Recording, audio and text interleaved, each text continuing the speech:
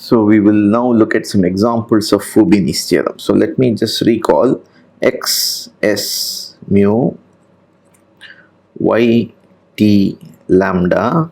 So these are sigma finite measure spaces, and then on Q belongs to S cross T, the product sigma algebra, then mu cross lambda of Q is defined as integral over x lambda of qx d mu x, which is equal to integral over y mu of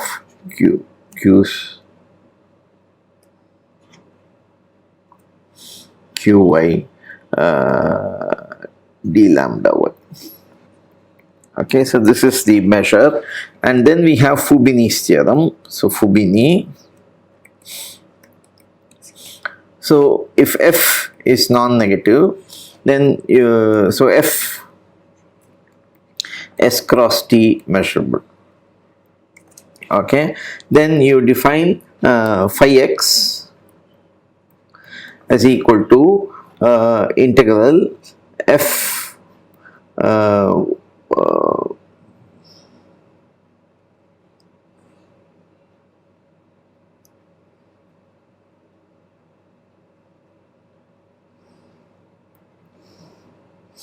fx d lambda over y, and psi x equals integral over x fy d mu. Fy is a function of x and psi of y, sorry.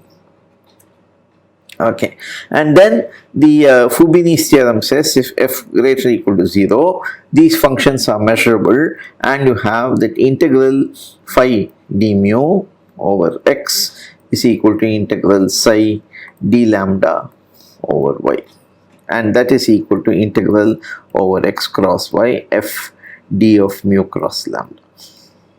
Okay, then secondly, if mod f x you have, and then you look at mod of x and integral over y d lambda and integral over x d mu is finite, or integral mod f y d mu over x integral over y d lambda. If this is finite, then f is integrable with respect to mu cross lambda. And if, so this is A, this was B, and this is C. If f is integrable,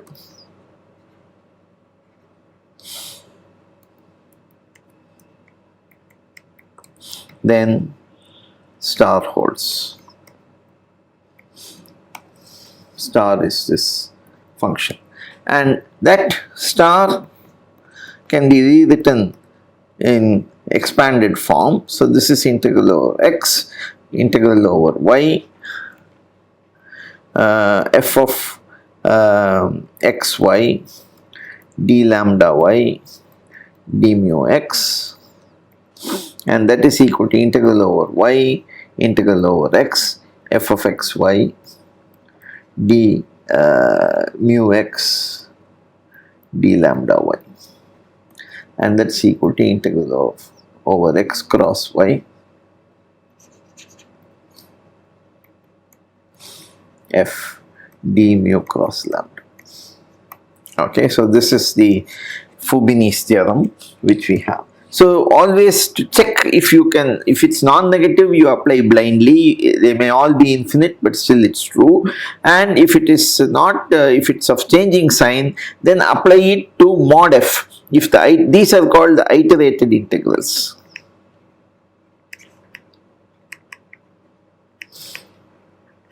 So if the one iterated integral of mod f is finite, then f is integrable, and then the integration can be carried out in this fashion. So this is the recollection. So now let us look at examples. So we have, take x equals y equal to n, mu equals lambda equals counting measure, and then fmn equals amn, some double series. Then case A of Fubini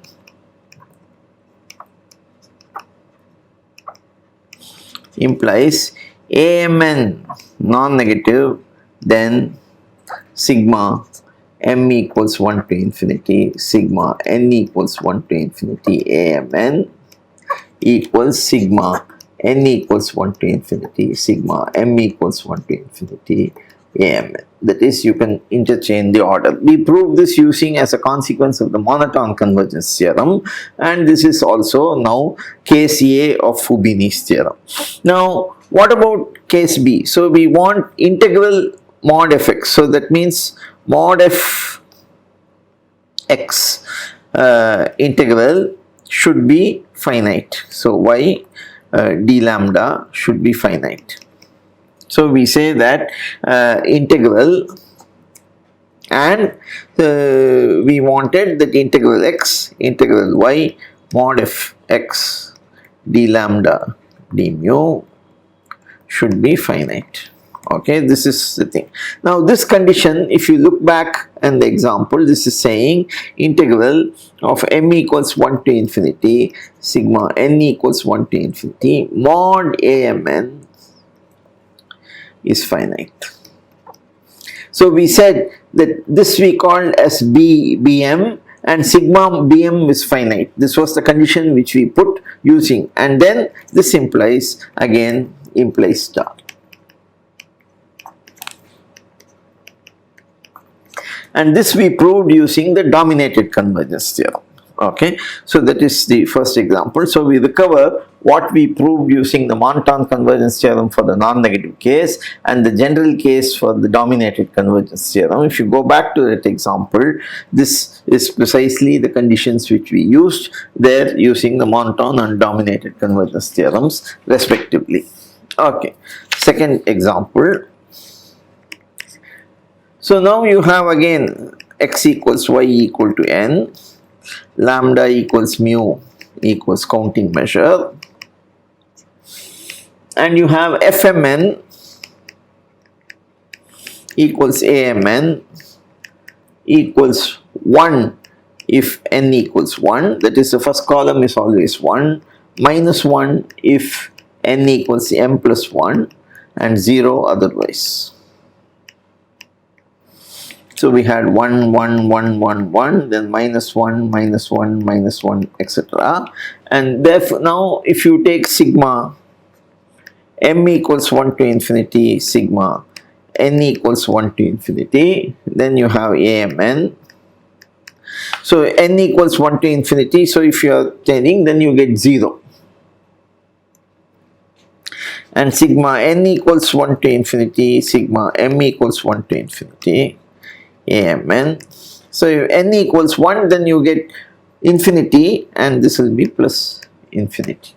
Okay, and this, now the previous condition sigma mod amn, this is equal to plus infinity, because if you put modulus everywhere, then you get plus infinity, and therefore, so condition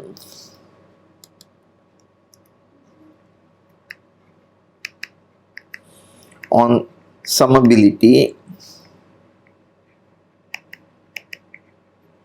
cannot be removed, cannot be relaxed. Okay, so that tells you that the condition, so the Fubini theorem which we said that if f is integrable, then you can do. So, here the if, and for f to be integrable, we needed mod f to have the iterated integrals to be finite, and here mod f does not have iterated integral finite, so f is not integrable and the Fubini theorem fails. Okay, so 3, x equals y equal to 0, 1, s equals t equals L1, mu is M1, but lambda equals counting measure. Therefore lambda is not sigma finite. Okay, because it's uncountable set, and so counting measure so now you take D equals set of all x in 0 1 contained in x cross 1. Okay, so D is a closed set, implies Borel, implies D belongs to L1 cross L1. Because we have seen this, Borel sets are contained in the product sigma algebra. Then F equals chi of D. Okay, then integral over y, integral over x, f of xy, d mu x, d lambda y. Now if you take the first integral, it is supported at a single point which is of measure 0 for the Lebesgue measure, so this is equal to 0, and therefore this integral becomes 0. And if you take integral over x, integral over y, f of xy, d lambda y, d mu x. Now if you take the first integral, this is a counting measure and it's supported at a single point, so this integral is always equal to 1. Okay, because chi d and it's equal to 1, so it's 1 for all x, and therefore this integral is 1. Therefore, so sigma finiteness cannot be relaxed. Then another nice example, so let us take, so this is called integration by parts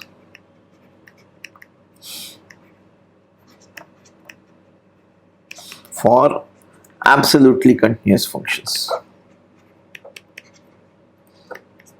So if you know integration by parts for continuously differentiable functions, then it is integral f dash is equal to the n values, my difference of the n values minus f dash g will be difference of n values of f g plus minus integral gf dash. Okay, so now we want to show that even in the case of absolutely continuous functions which are differentiable almost everywhere. So a b,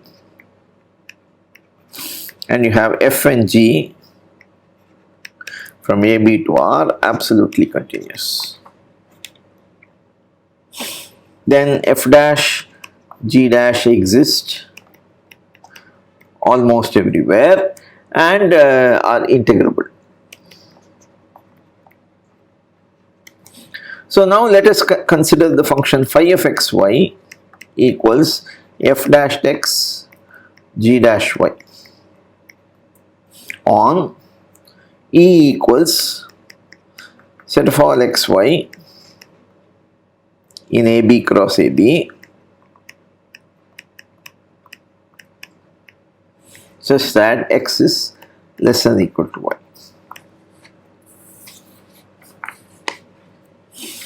So E is closed, Borel, and implies E belongs to L1 cross L1. So we are assuming AB with the Lebesgue measure. Okay. And then integral AB cross AB of mod phi d m1 cross m1 is equal to integral over AB, integral over AB mod f dash x mod g dash y dm1x dm2x. But g dash y comes out, so this is equal to integral AB mod g dash y, and then inside it comes up as a constant, so then we can write dm1y into AB mod f dash x dm1x, and we know that this is finite. So one iterated integral or both are finite, and therefore this means that phi is integrable. And Fubini applies. So we always will do like this. We given a function, we want to apply Fubini's theorem. First we will take the modulus, estimate it, see that one of the iterated integrals is finite. Then you know the function is integrable and you can go ahead and apply Fubini's theorem. Okay.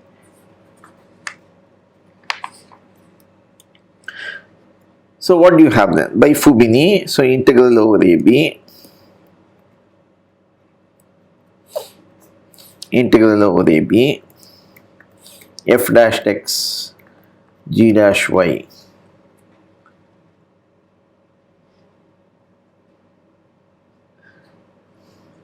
chi xy,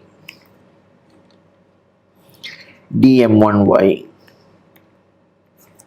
dm2y equals integral over AB, integral over AB, f dash x, g dash y, chi over xy, d m1x, dm2x, m1x.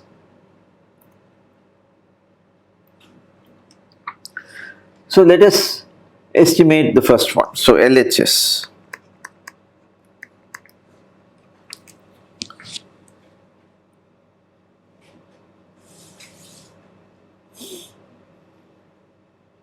So we have to first integrate with respect to y, and therefore this becomes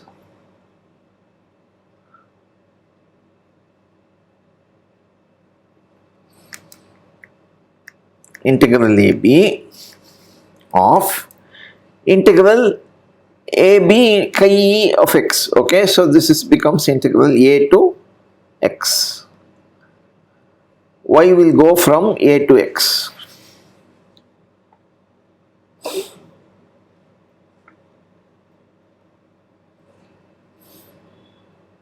Yeah, it will go from, because x is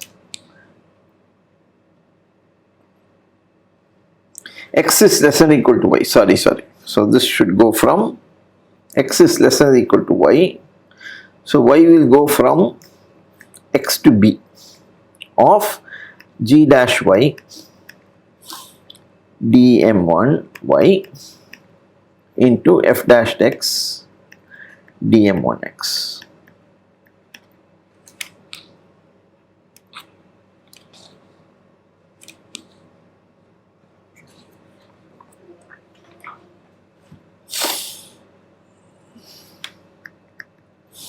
So now let us integrate the first one. So it's from x to b g dash y dm1y. So that's equal to integral AB. Since it's an absolutely continuous function, the integral of derivative is nothing but gb minus gx into f dash x dm1x.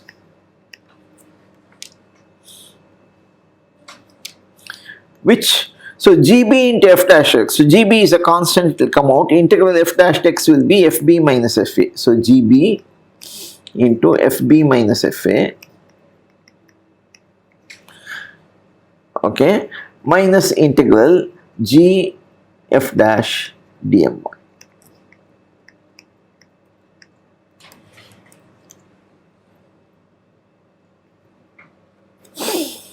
Now let us in the same way write the RHS. RHS is equal to integral over AB,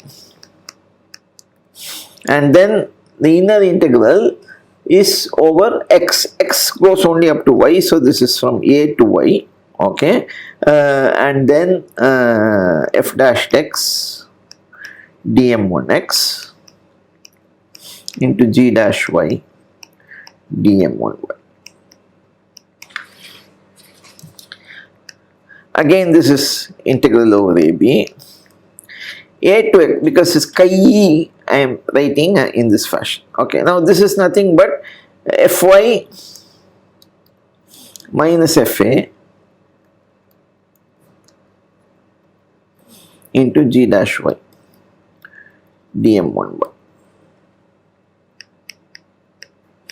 and that's equal to integral AB fg dash dm1 minus fa into GB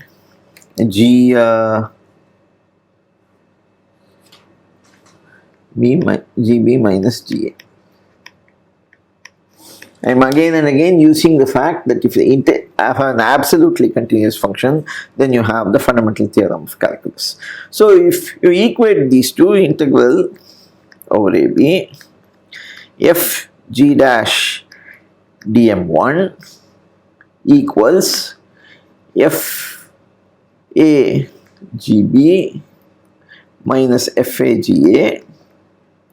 I am taking this to the other side, plus FBGB minus FAGB, and so the first one, these two get cancelled, minus integral GF dash dm1, and that's equal to FBGB minus FAGA minus integral GF dash dm1 over A, and this is exactly the integration by parts formula. Okay, so this is, so we'll continue with more examples next time.